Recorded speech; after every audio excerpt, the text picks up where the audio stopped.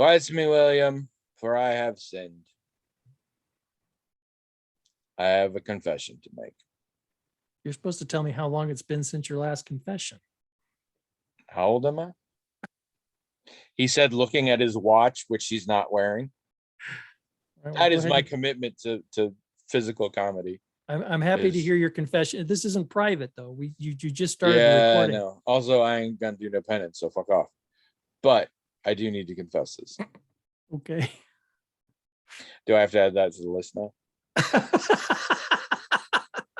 Yeah, just put it at the bottom. That's fine. There just was in Our Flag Means Death, we watched the confession scene where he's like fornication twice, theft once, impure thoughts several, including one that just in my opinion was just really impure, and like this whole bit, it was pretty funny. No, so I'm still playing a bunch of Final Fantasy 14.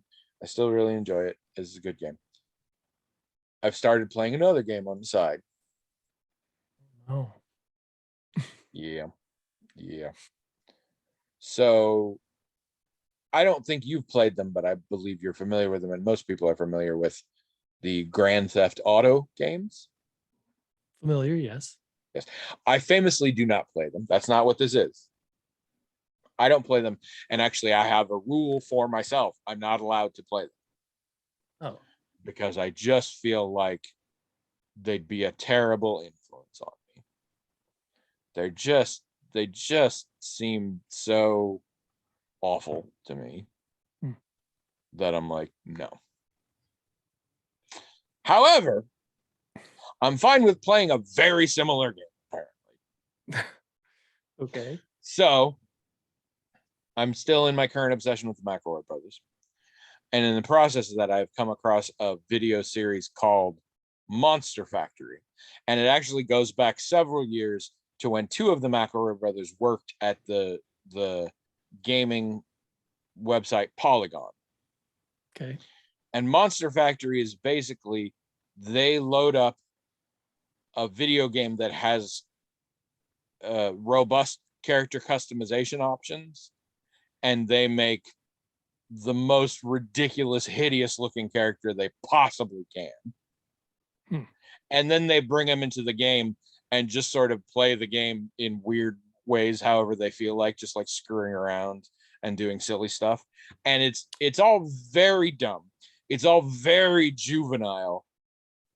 And they can't stop laughing, and I can't stop laughing. And it's just fun. But there is a side effect in that a lot of these games, and they're always old games too, but a lot of these games I watch and I'm like, I don't want to do what they're doing, but it kind of looks like that game would be fun to play, like for real. And so that is why I brought up those Dark Souls games recently, because they did that in the Dark Souls games. I'm like, those look really cool. Can't play those too hard, whatever. Recently they were doing Sims 4, and I'm like, maybe I should get Sims 4. That kind of looks cool. And some other ones. And then they played a game called Saints Row the Third. And I was already familiar with the Saints Row series. The Saints Row series is basically, well, I've heard it described as Grand Theft Auto with a sense of humor. It has all the gratuitous violence. It has all the juvenile and vulgar humor. It has all the dumb, 13-year-old boy turned into a video game shit that the Grand Theft Auto games have. But whereas the Grand Theft Auto games seem to be like, isn't this cool? The Saints Row games are like, we know how dumb this is. And so it's a lean into, and it's technically, it's a series about a street gang, and you're the head of a street gang, and it's you slowly like expanding. So like each game, you're like a bigger deal in the world.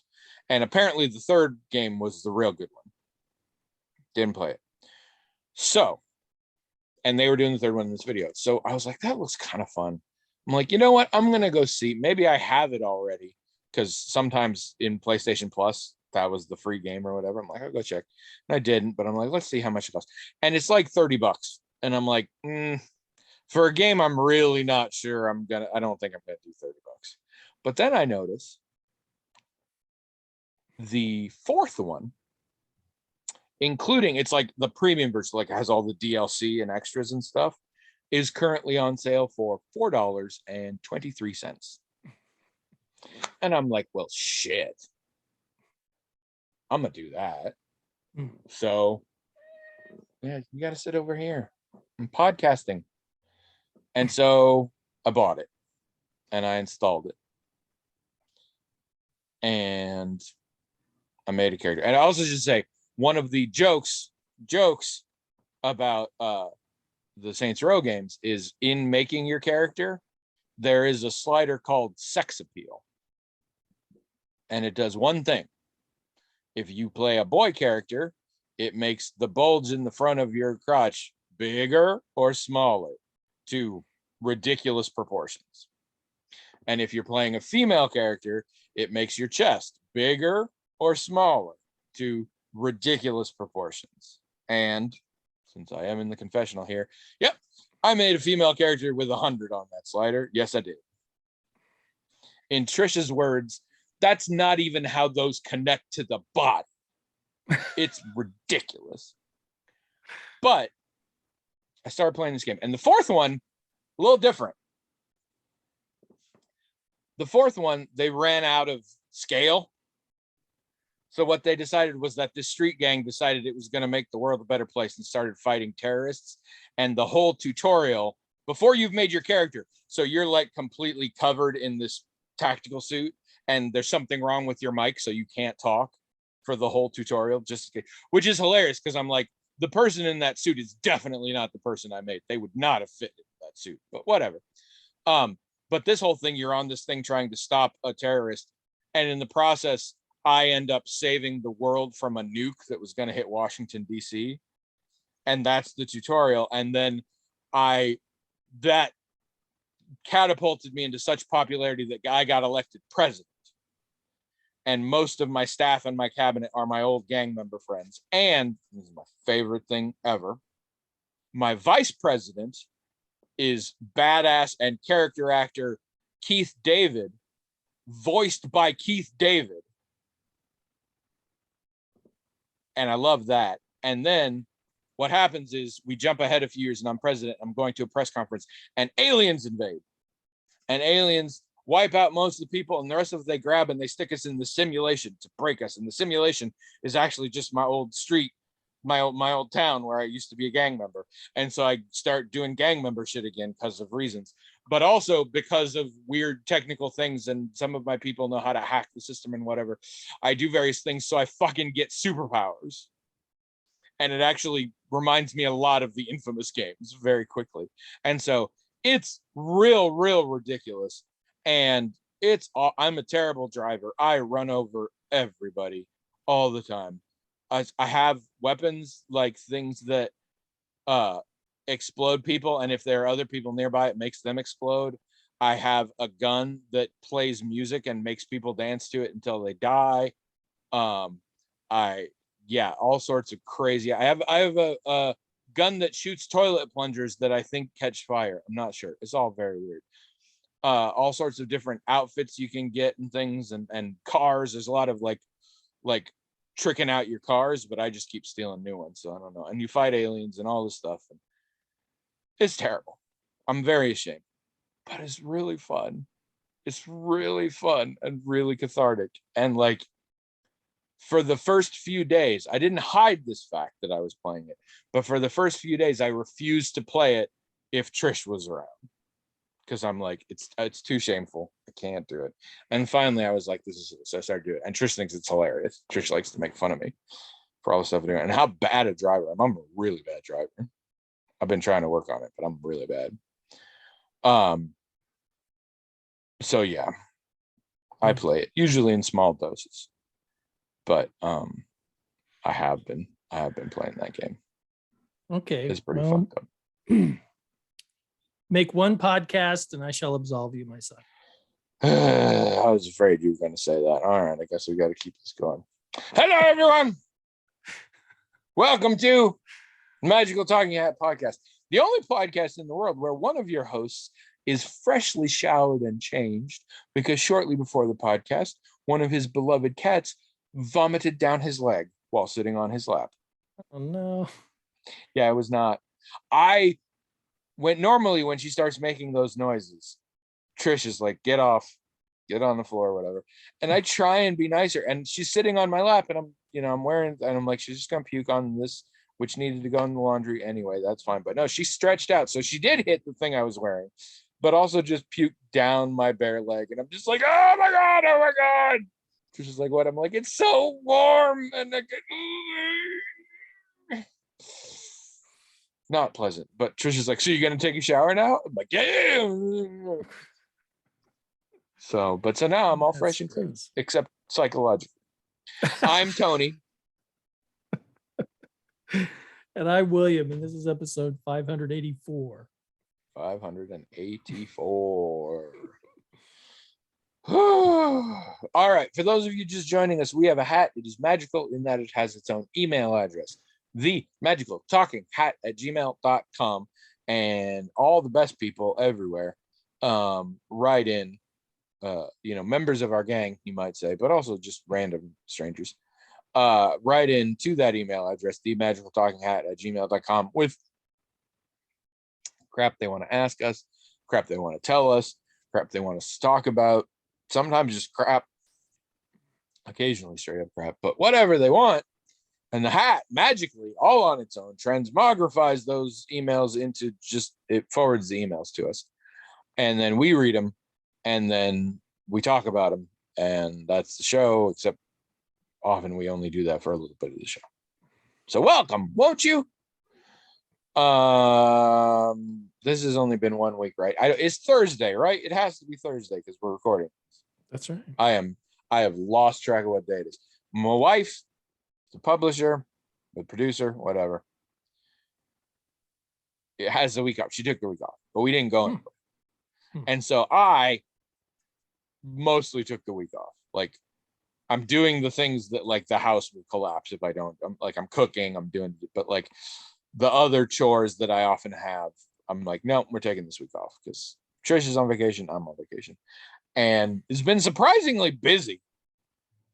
Like, I'm amazed at how busy I am when I'm doing nothing. But I've been very busy. And then, yeah, just hanging out a lot, and I've lost track of what day it is, and all sorts of stuff. So, but it must be Thursday. So, how was your week? It's a lot of school. I forgot to mention that we watched Outer Range. You've heard of that? You watched all of it? Yeah, and we watched it as it was airing. So I have recently heard of it and talked to people about it. I have watched none of it. How did you think?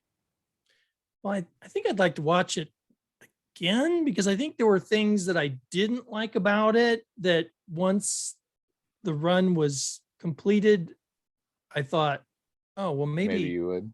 Yeah, maybe that doesn't bother me so much because I didn't, sometimes you think they're making a mistake, right? You think, oh, there's a story error there, or a big hole or something. And then you find out it's not that. And then you wonder if while you were watching it, you knew that, if you would have thought differently about it. I don't know. Maybe that No, The Tourist had some of that. It would have things that I'm like, that's a really dumb way to handle that character line or whatever. And then like 3 episodes later, I'm like, oh, so that was on purpose and that's how that works. Okay. And sometimes you're like, no, that's still dumb. Sometimes it's not even that it's dumb. It's just that you're not quite sure you like it or get it until later. Like, I think if I watched Severance again, I'd probably enjoy certain episodes more. Having an understanding. Really would like to watch Severance again. I know I won't because I don't do that, but I think I would get a lot out of that. But I think if I watched Outer Range again, I would like it better. And I think I'd recommend it. I mean, it's got some good performances in it anyway. So it's got a lot of impressive actors in it. No kidding. And so what happens is my massage therapist, we frequently talk about what we're watching or whatever, and she's like, have you seen The Outer Range? And I said, I haven't even heard of this. And she's like, interesting. It's on Netflix, I think. And I said, based on the title, I said, what's it about? And she said, I kind of don't want to tell you. I kind of think you maybe should go in cold, and, you know, because there's Sprite. And I said, well, based on the title, I would assume it's probably a Western or a sci-fi. And she said, yep, pretty much. And she said, also, for the record, me telling you about it and asking if you've seen it is not me endorsing. I'm neither endorsing it or not endorsing it. It's been a thing lately, so I just was curious if you'd watched it. So I went home and looked at the trailer.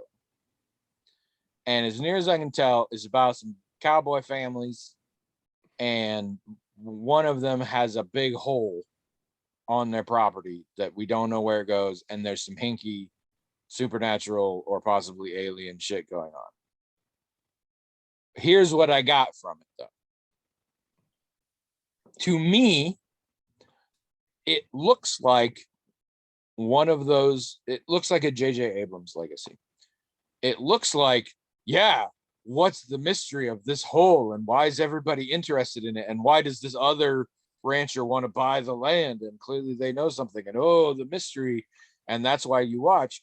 And in reality, they will tell you very little about the mystery in the first season, and it will mostly be probably some gritty, nasty stuff about two groups of people being pretty shitty to each other, interspersed with little tidbits and clues of, oh, some weird stuff. And we won't resolve anything by the end. And we'll hope you'll come back. And then that was my vibe from it. And then I was talking to my sister one day, and we're talking about TV shows and stuff. I'm like, have you heard of The Outer Range? And she's like, yeah. And she said, we watched the first episode, and she kind of described it. And she used different words, but it sounded very similar to what I thought it was going to be. Because she's mostly like, everybody seems kind of shitty, and I don't like a show like that. Yeah. So based on that, and then I showed Trish the trailer. I'm like, I'm not going to watch it because I don't think she's interested. So based on that, we have not watched it. You are now our resident expert. How do you think these assumptions have gone? Because this is entirely based on somebody who only saw the trailer, and in my sister's case, only saw one episode. First of all, it's not on Netflix, is it? Isn't it on? No, it's Amazon. Did I say Netflix? It's on Amazon. Amazon. Sorry. No, nothing's on Netflix. I would say that, I mean, you know, it's everything you described is almost its own genre, and the previews for it is definitely trying to sell that genre to the people who like that genre. So most of what you said is accurate, although I didn't get the impression that the people being awful was that big a part of it, you know, being awful to each other. Well, can also, I go this far? It appears to be way more about inter-family drama than about the mystery of the spooky shit in the back 40 or whatever. No, I don't. It didn't seem like that to me. Now, do they spend, you know, do you get frustrated watching an episode that doesn't really seem to address that piece of it? Yeah, it's like, why aren't you giving me answers to these questions? Which I believe there's only 6 episodes in the season. So if there's even one entire episode that doesn't address that, that's bad. But it's, and I, you know, I don't know. Maybe if you watched it, you would think, well, it's mostly about this inter-family drama. Although I don't think so. But maybe I just have a different tolerance for it than you've got. There's just a lot of questions that, but the thing is, and this is why I said what I said earlier, is by the time you get to the end of it, you realize that in many cases they were addressing the thing and you just didn't know it. You just didn't get it. Okay. Like finally they get to a certain I'd be careful. I think like my brain is putting together things that could constitute spoilers based on that. All right, sorry. And I don't care because I'm not going to see it, but our listeners might. I'm just trying to say that it's hard for me to evaluate it based on your criteria because, like, I think I might have had one opinion halfway through and then a different opinion once it was all done. So, I mean, if you don't like this kind of thing, I don't see how you'll like it. Well, I'll tell you this. This is one of those things that I'm like, I don't think I want to watch this show. I 100% want to go to Wikipedia and read the synopses about it. I mean, that's fair, I think. Do we get any sort of resolution by the end of the season? You get a lot of information, I think, by the end. There's a whole bunch of things that aren't answered, of course. They answer a lot of questions you weren't really asking. Oh, great. All right. And there's something satisfying about that. I mean, like I said, it's maybe that's how Black Widow got that vest she wore in that one movie. I mean, someone gave it to her.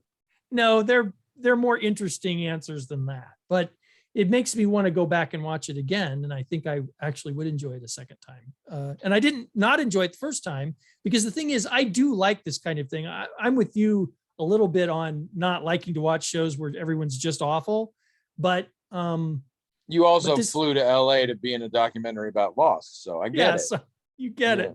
So yeah, I mean, I do generally like this kind of thing. I can tolerate a lot of nonsense in it if I think it's interesting thematically or whatever, or the performances are good, whatever it is. So I did like watching it the first time. I suspect I'd like it better the second time, but I know this kind of thing isn't for everybody, and so I don't really know who to recommend it to. Speaking of crazy people who get obsessed with Lost, I think Jazz is in England right now. She could be. I mean, I haven't talked to her recently. Neither have I, but she posted a picture on Facebook of her and some other people at the Angel of the North. So she's either in England right now, or has been, or just suddenly found an old photo and was like, hey, that seems weird. So that's good, which means she's in the same country as Craig, which means the two of you should get together for a real life meetup of who's super hat fans, because we are an international podcast beloved by twos of people. So do that and spread the brand across the country and the world. Do it. Also, if you are listening and you have watched Outer Range, give me your take, because I don't know what I'm talking about, and William's William. So I would love to hear your take on it. How was your week? Like I said, very exhausting. We are almost done with Our Flagman's Death, and I'm a little sad. I've been thinking a lot about the show. It's a really good show. And here's the deal. I want to make a comparison to Ted Lasso. Wow, that's dangerous. This is the thing. This show is not life-changing. This show is not one of my favorite shows of all time. Any of that. It is quite clever comedy, I think. And also, and even though it is not like Ted Lasso, positivity is sort of the premise of that show. This show just makes me really happy. I just really enjoy the characters, and I feel good after I watch an episode. And I mean, it's fucking pirates. People are getting stabbed and shit. Like, it's serious business, but I'm like, it's just nice and fun, and I like it. We also last night watched a movie, which we probably should have watched a while back, and which I'm betting, even though you've never mentioned it, you probably have seen. Sophie's Choice. No. Free Guy. We finally watched Free Guy. Oh yeah, we did see Free Guy. Yeah. How did you feel about Free Guy? I mean,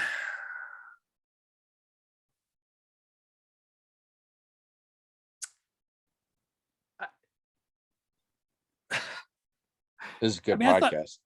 I thought stop it. I thought it was probably as clever as it could be with that premise. And Ryan Reynolds is all right. I'm not over the moon about him, but I like him and stuff. So, I mean, I think I mostly liked it okay, but it wasn't fantastic or something.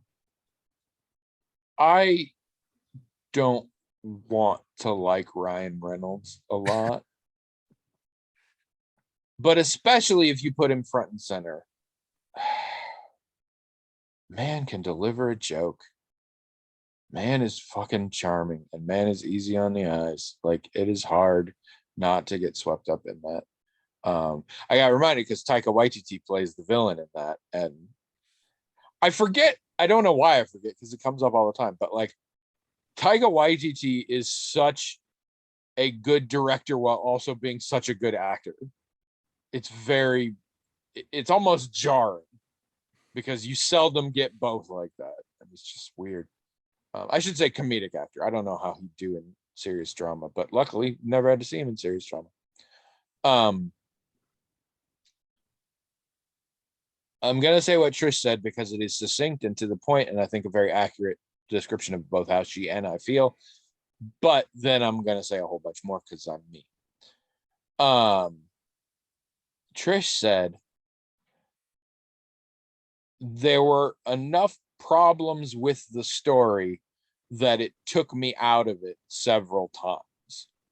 But overall, it was pretty fun. Yeah, I'd say that's pretty accurate for me too. Yep.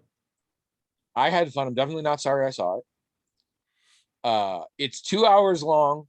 It didn't feel like I wasn't itching for it to be over, which usually would happen with a 2-hour movie, no matter how much I liked it. So that's a good sign. It has some good performances in it. When it began, I mean, I knew the premise, and we'll just tell it. The premise is a character in a video game becomes self-aware that he's in a video game and starts being able to do, because he puts on the glasses that all the player characters have, he can do things like a player character does, and hijinks ensue. I'm going to leave it at that. There's actually several different aspects, but that's the basics. That's what you get from the trailer, that kind of thing. And it's Ryan Reynolds. And it's definitely an action comedy. I thought the lead up to like the first act, I thought the first act was very good. And I thought the premise, such as it was, they came at it in a fairly interesting and original way. Because you could say this is just sort of a version of Tron, which is true, but like, I don't know, the vibe really worked for me, and I thought this was like an interesting direction for it. And having been playing, it's really fun because the game is clearly a massively multiplayer version of like a Grand Theft Auto or something, because the whole game is you can come in and just kill people and rob banks and whatever, and it doesn't matter. It's that kind of game. And having been playing a game like that, that was like, there were a lot of things that really spoke to me more than they would have otherwise. And you have to always give a little leeway with these kind of premises because it has to be on film. So like Tron, there's some things that like you're like, that's not how computers work. And to be fair, with Tron also, they barely knew at that point. But there are some things with that, but in general, that sort of thing works. Then we hit the second act, and I say this with confidence because it has a very clear 3-act structure. And the second and third acts appear to have been written by a different person than the first act. And I'm not going to say that this person is worse at writing screenplays. What I'm going to say is that the person for the second and third acts has zero idea how video games or computers work at all. I didn't even notice that. Everything they did to create tension and establish stakes were things that Trish and I are both like, that's not how a computer works. That's not how video games work. So many, and sometimes that's just not how society works. Because there are things like, what if we boot everyone off of this game? People will be incredibly angry. Except this is an MMO that you have publicly declared is being shut down permanently in about 12 hours. So first of all, nobody should be playing it at this point. And second of all, if they get booted off early, some might complain a little bit, but nobody's going to be like, oh my God. All I that mean, work, well, all that work yeah, is thrown away. you're right. These are those things that Trish was talking about, sort of take you out of it. Yeah. Yes. And there are a lot of things. There are a lot of things that assume anything you do in a video game or a computer is permanent. And I don't know how to break this to you, but especially if you own the code, nothing you do in a video game or a computer is permanent ever. So what the fuck? And also I don't think this bugged Trish, but the final climactic resolution is one of those that if you think it through 2 steps further is horrifying. And I won't say any more. I will talk to you about it afterward. But that's a problem. So, yeah, I do remember, and it's just really glaring because I know sometimes I'm like, this is not the kind of movie where that's a deal, but I'm like, you made it dumb and you didn't have to. That's the thing, is I'm like, you did a lot of shit that you didn't have to do. You could have worked with this premise in a way that wasn't insane.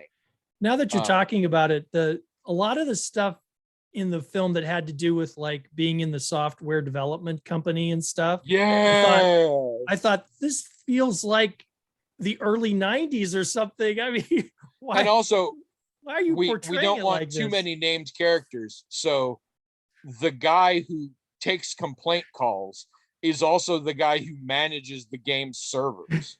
Yeah, it was just weird. Also, that was fun for me. We were like, where are they going? Oh, to the server room. Yeah, because you always have your massive video game servers in the same building. And Trish is like, yeah, on the ground floor. That's where you would put those, definitely. Yeah, just all kinds of stuff like that. You're like, I think even ordinary people know that, like, it's like hacking. Like you see a movie and there's hackers in it and they're doing their hacking like you saw in movies in the 90s, and it's like people are sophisticated. I mean, maybe nobody still knows what hacking is, well, but they've learned by now it's not that. Well, and that is the thing. This movie had some of that. Yeah. And that I mean, I don't like it, but I'm fine with it in that, yeah, they did hacking and then stuff happened. But if a movie tried to explain to me how the speed keyboarding specifically was doing the hacking, then I would be annoyed. And that's the thing. This movie could have gotten away with a lot, except it tried to explain things, which then exposed that they don't know what the fuck it is. Yeah, and don't get me wrong, weird. There are definitely, I mean, it's about a character in a video game becoming self-aware. There are clearly fantasy elements to it. And I'm not picking on those. I'm picking on basic aspects of, again, how video games work and how computers work. And I'm especially picking on it because, again, the first act did real well with it. I was like, I could nitpick here, but in general, they understand how these video games work. And I like that. And then suddenly they stopped understanding. And that was frustrating. But this is just me bitching. I enjoyed the movie. I would recommend it to most people, especially if you are a fan of Ryan Reynolds. And it was funny. We laughed a lot. I did not expect, and was correct in this, any plot points that shocked me. There were no big twists that I didn't see coming, but I still wanted to know where the story was going. And to be fair, near the end, I knew where it was going. But by that point, we were doing other funny stuff, so that was good. Yeah, and it has some really good, some people I knew in it, some people I don't. Lil Rel Howery is in it. He's really becoming a name lately. And yeah, and that was fun. Also from it, I discovered another thing that's been bugging me for years. So, are you familiar with a song whose the song title, I believe is a song from the 80s, maybe the 90s. The song is technically called The Genius of Love, but based on the lyrics, you would be forgiven for thinking the song is called My Boyfriend, because the chorus of it goes, I'm in heaven with my boyfriend, my rockin' boyfriend. I thought this was a commonly known song because I've heard it lots of places. I didn't know that was what it was called. Trish apparently hadn't heard of it either. But it bothered me because whenever I hear the 1996 jam by Mariah Carey, Fantasy, the opening of it makes me think I'm about to hear that other song. And again, no spoilers, the 1996 Mariah Carey jam Fantasy plays a critical part in this movie. And there is a moment where it's starting quietly in the background, and I thought it was that song. And this bugged me enough that I looked it up afterwards. And yeah, the Mariah Carey song sampled the other one. The backtrack is exactly the same. I had to go on YouTube and first find the damn original one, which was hard because I didn't have the title right. But I did, and then I found the Mariah Carey one. I'm like, that's the same. And then Trish looked it up, and she's like, yep, it's sampled. So that was good to know. Why I always confuse those two. Because I have that sometimes where I hear the opening chords and I think it's a different song than it is. But this one, I'm like, this really feels like the same, and it turns out it is. So that was good to know.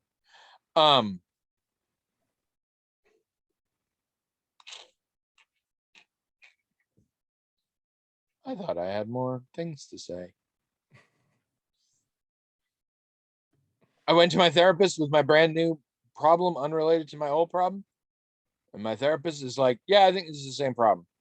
I'm like, damn it. I'm still not sure I agree with it. You can look at it as the same problem if you look at this current problem as me dealing with my relationship with myself. But I choose to think of that as me just dealing with shit in my own head, which is very different than my other problem, which involved me relating to other people. So that's not fair. I had lunch with a listener yesterday.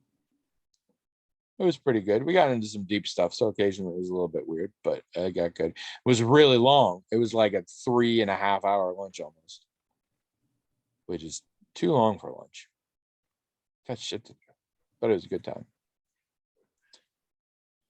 I've been careful. Like I told you when you got back, we should do IHOP, and then I haven't picked that up again. COVID's a little bit up again. Where we are, it's now to medium levels of infection. And no longer low, and I don't like that so much. I've started wearing a mask again when I go grocery shopping. I don't enjoy that. That's not a good thing.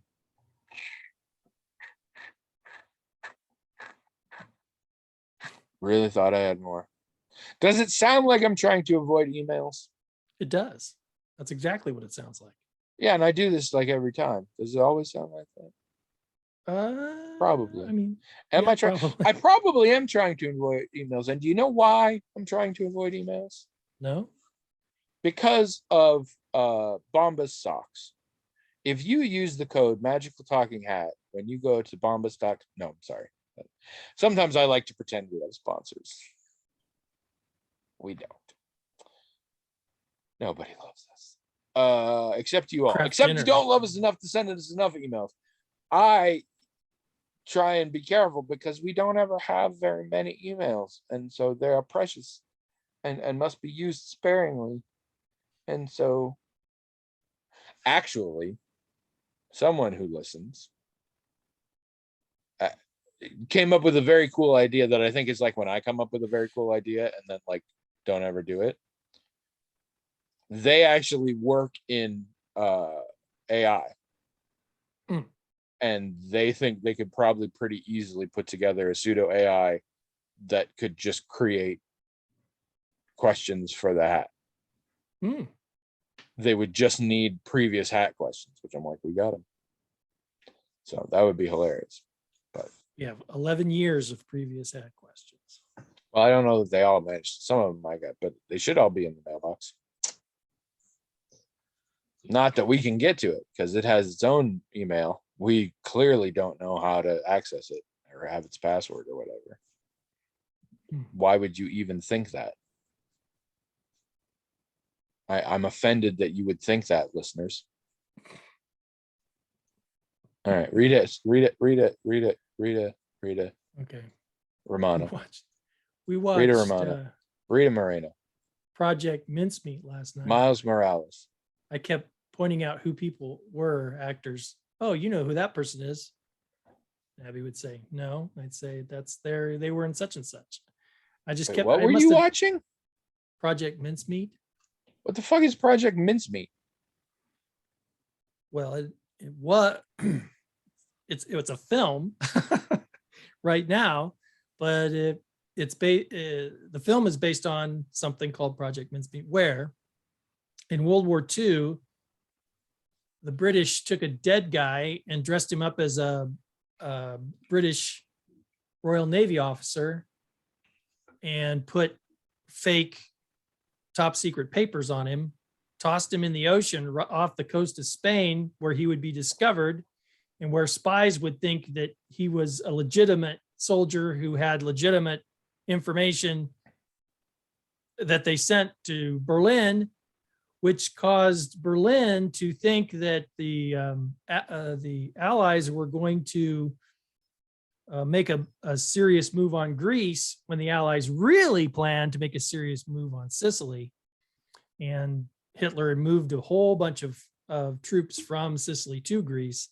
So when the Allies hit Sicily, they took it fairly easily with few casualties and everything else.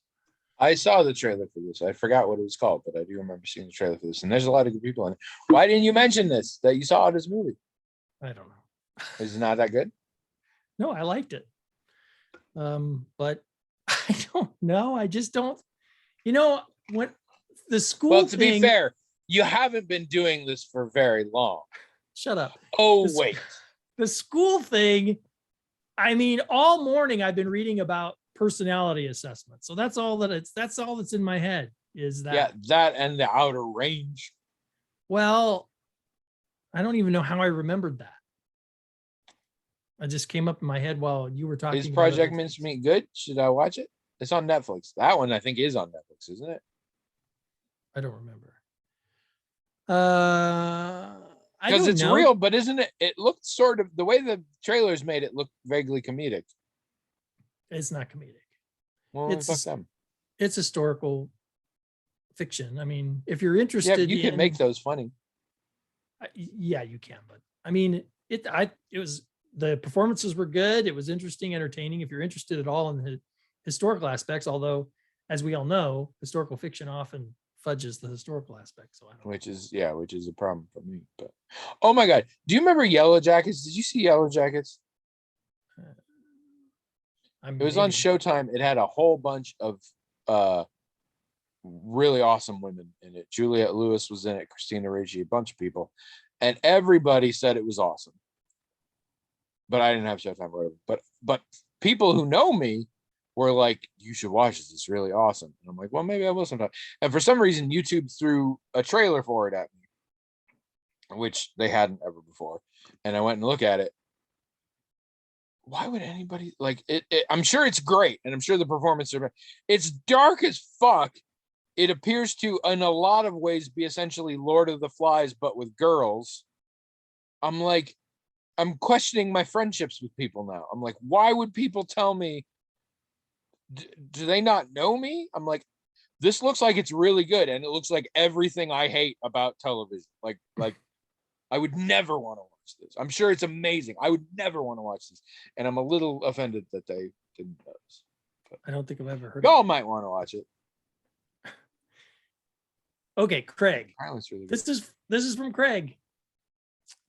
So Craig says, Wait, you didn't finish your anecdote. About what? Abby's like, who is that while you're watching Project Mincemeat? No, I was just saying that I kept naming everybody, and she, at some point she said, how do you remember all these faces? Like, I don't know. And you're like, I lose everything that I learned in school.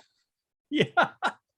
I mean, I've got the actors in Mincemeat, but not the movie. I can't remember the movie. Well, and I've got Outer Range, and that's it. Some of the people were like, more recent.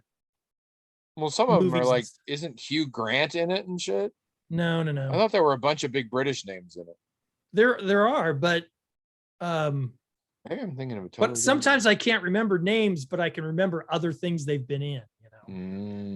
Anyway, so one of the people in it was the guy that played young Sherlock Holmes years and years and years ago in Young Sherlock Holmes. Now, but he is somebody, because I recently found out, like, some actor that I know turned out was young Sherlock Holmes. Like, it's not like this guy's known for young Sherlock. He's famous for some other reason. Like, he's an accomplished actor.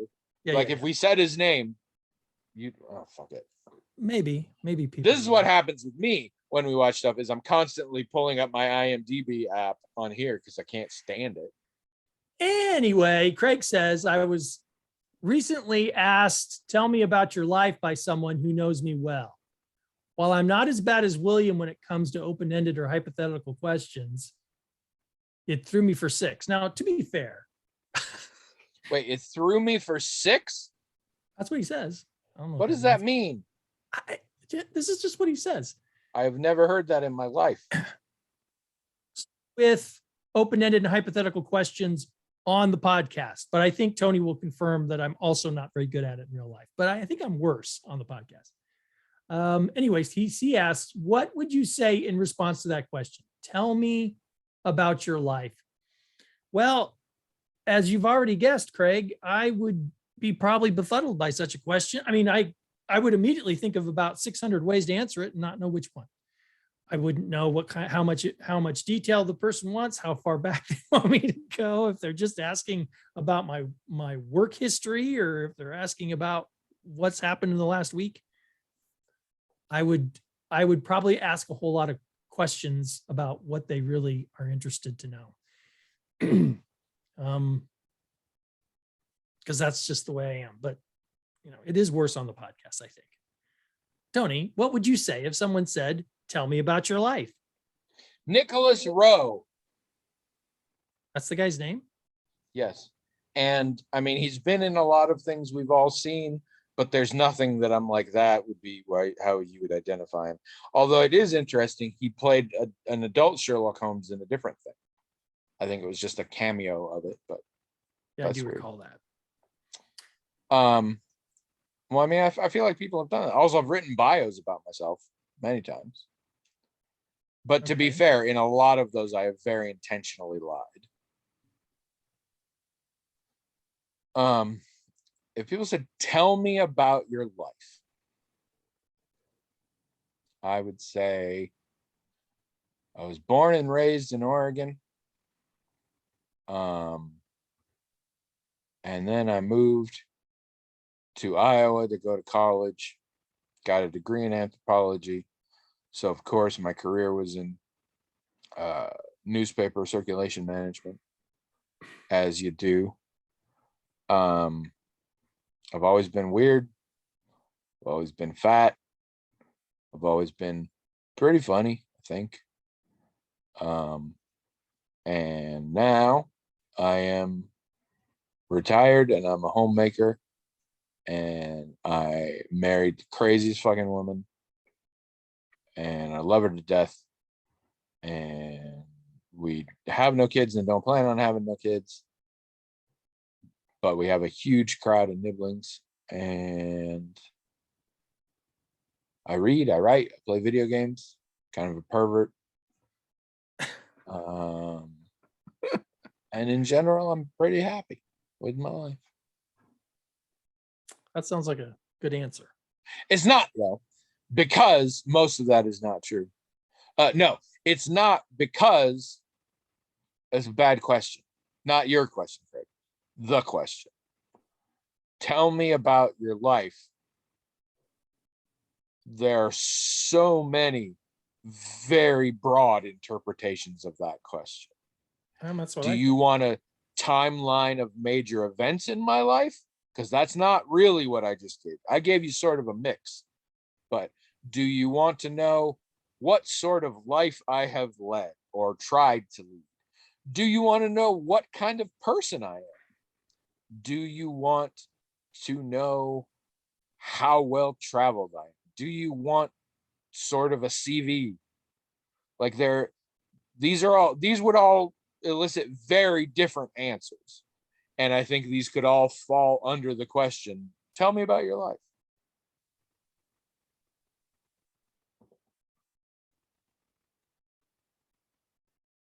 I mean, when I'm talking to someone, I usually ask very specific questions, like, of course, well, where are you from? How did you get here?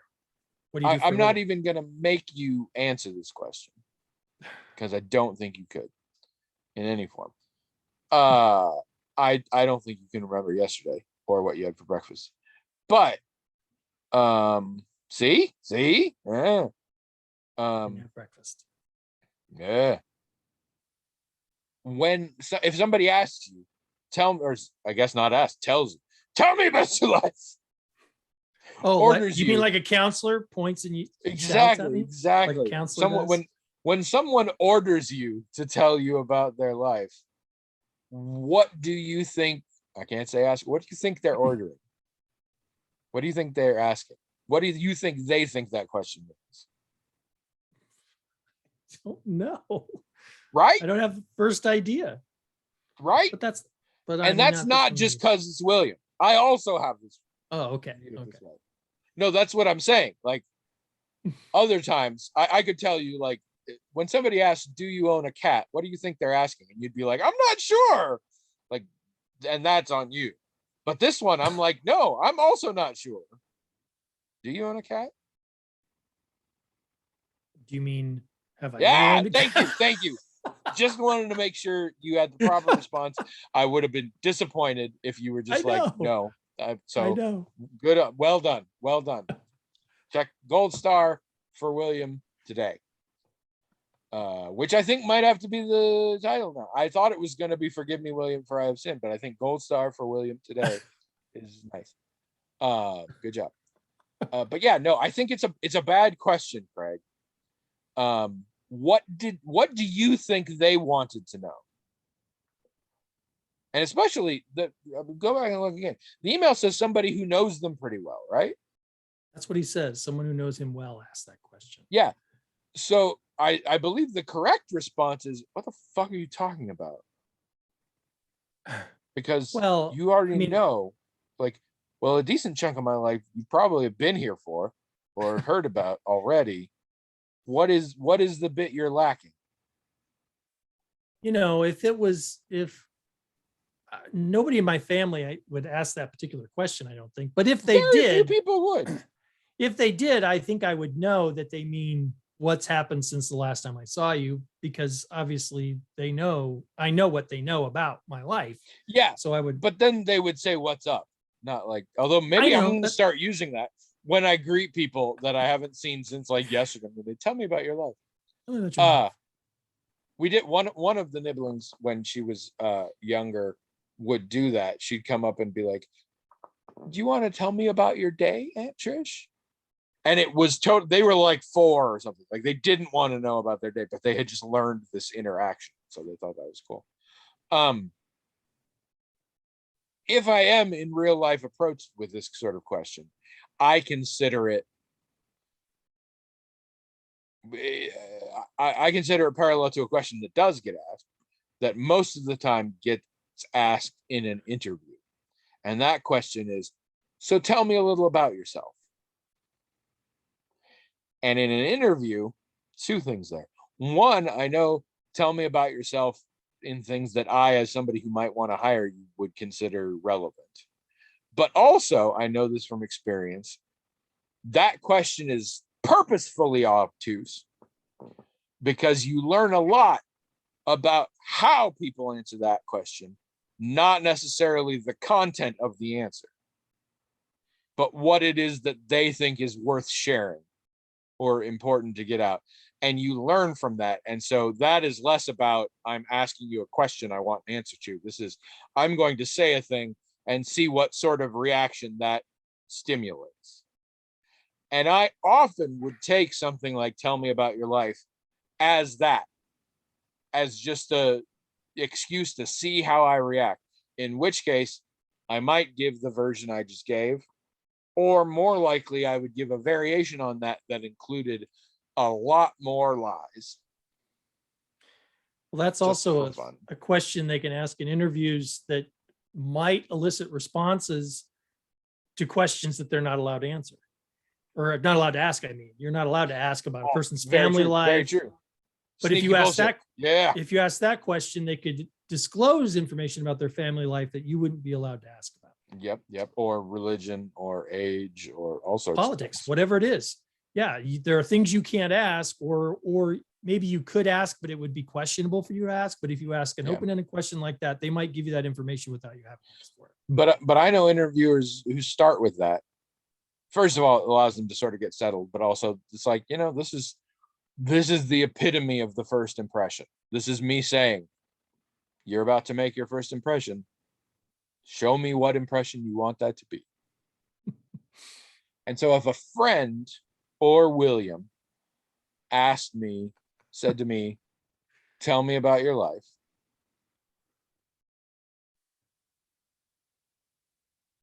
I can't. Like, if an acquaintance or a stranger does it, yeah. If you do it, if my friend Danny does it, if Trish did it, like, my answer is, what the hell are you talking about?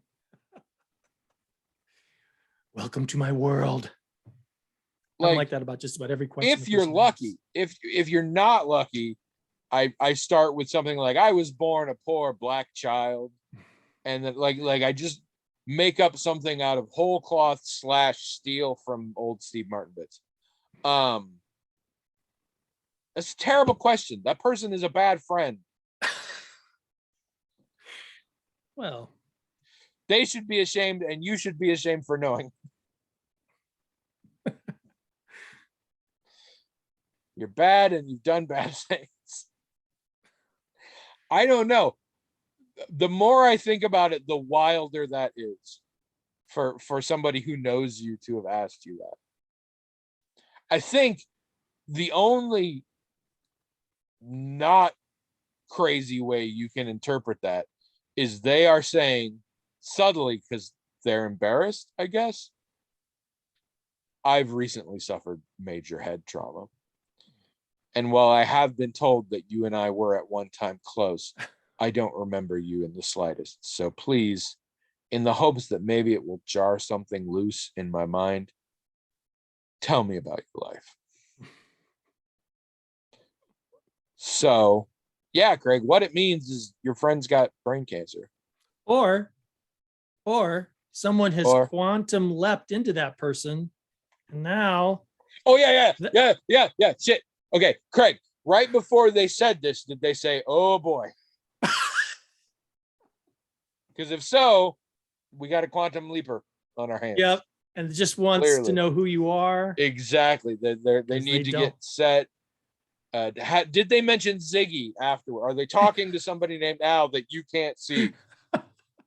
Those are clues. Yes. Oh, shit. Yeah. I should have saw that. I'm glad you caught that. Because that's a big one. Like that. Yeah. That's possibly the least crazy explanation. Or it's a quantum leaper. Oh, which is also a good title. I don't know. Demonic possession, maybe, depending. Yeah, did they say it like, oh, tell me about your life? Yeah, in which case, I'd say you typed it wrong in your email. That's not how that's spelled. or William read it wrong. I apologize. I haven't seen the email. Yeah. Maybe did it have like 5 A's in the word life and stuff like that? Maybe you read it wrong. Something. Yeah, like we have no help for you, Craig. Your friend is weird. Or not even, sorry, someone who knows me well. Might not have been a friend. Maybe it's a relative or something. They're weird. Or they're quantum leaper. Or they're a demon. So that's the good news. You have 3 to pick from. Whichever of those speaks to you, we'll say that's the truth. I do like this email. I thank you for this. I feel like this is a good email to send to the podcast. Send emails like this, people. Except, but they don't know. They don't have terrible friends who are like, tell me about your life or whatever. You know.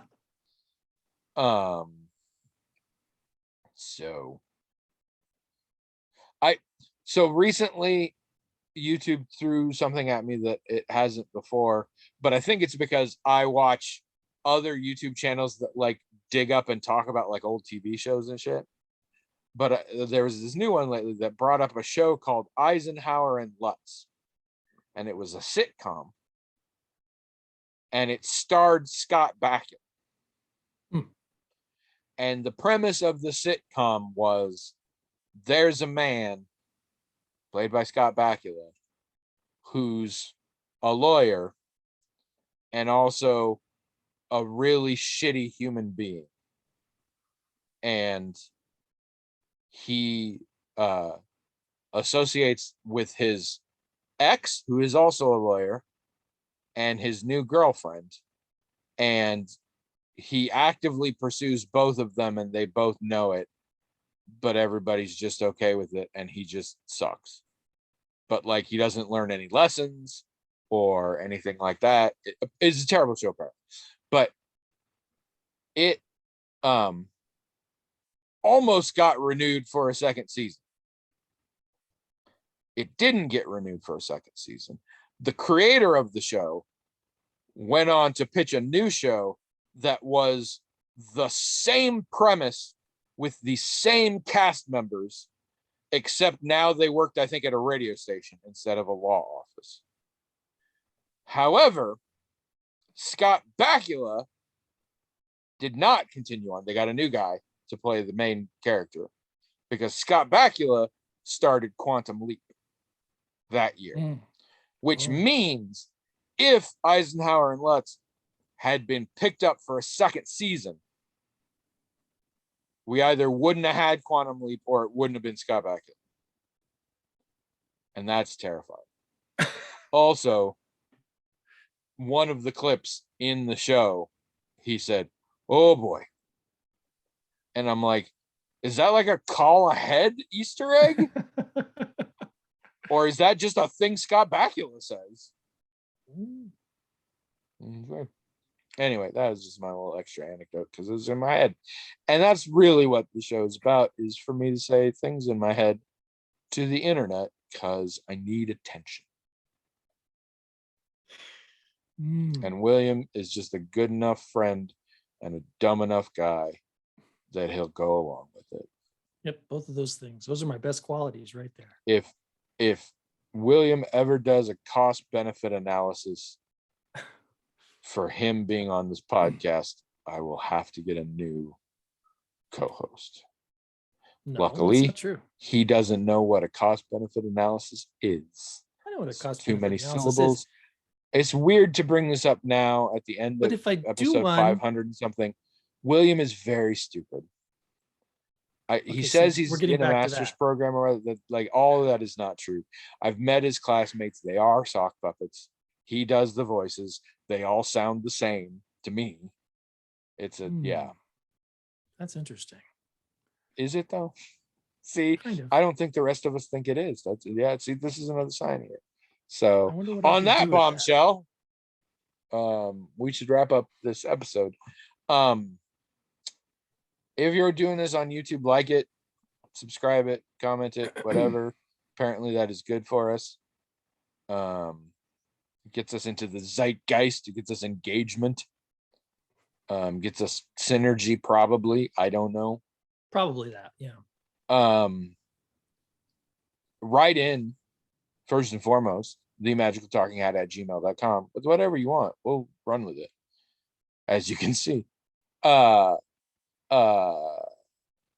Listen, keep listening, because otherwise we cease to exist. And go to aethertheater. Is it com? Mm-hmm. Yes. And check out a bunch of shit there. There's films, there's comic strips, all of which are good. Some of which are better.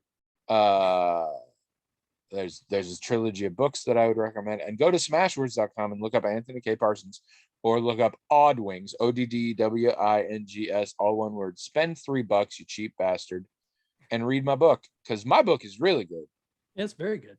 William's books are fine, tolerable, worth the price. My book's something special. Thank you. Thanks for that. Yeah, and all of William's books are just socks. All of William's books are sock puppets, and they all have the same voice. No, I helped edit William's books and read them after I helped edit them. They are good. Check those out. But mine's still going. I'm working on the sequel right now. So just, luxuriate in us. Yeah. I don't know how to follow that up, so we're just gonna stop.